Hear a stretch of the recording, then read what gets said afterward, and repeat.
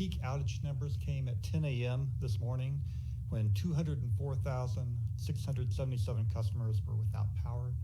The vast majority of those were in the Tulsa metro area. Currently, the current outage number is 182,840, so roughly 21,000 people have had their power restored today. We've been concentrating today on restoring critical infrastructure, including police, fire, healthcare, and telecom.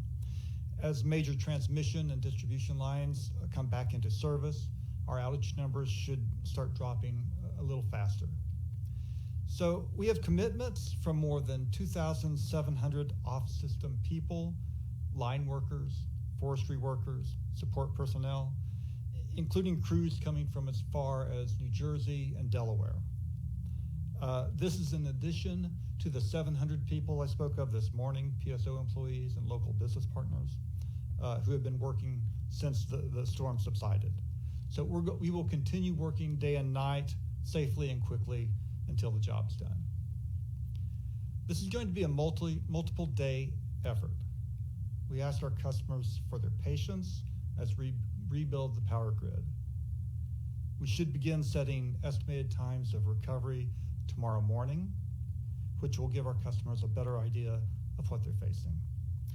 When I say that, let me point out that we set estimated times of recovery for customers whose property is in condition to accept electricity. So if your weatherhead's been torn off your building, don't expect that your power will be restored by the estimated time of recovery.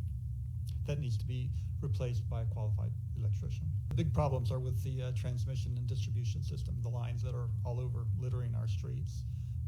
The generation's not an issue for us right now. The scale of the damage is remarkable when you look at it. This does not look like a thunderstorm. This looks like an ice storm. This looks like just a giant front of extraordinarily strong winds came through and just ripped out the system. For more information, you can visit tulsaworld.com.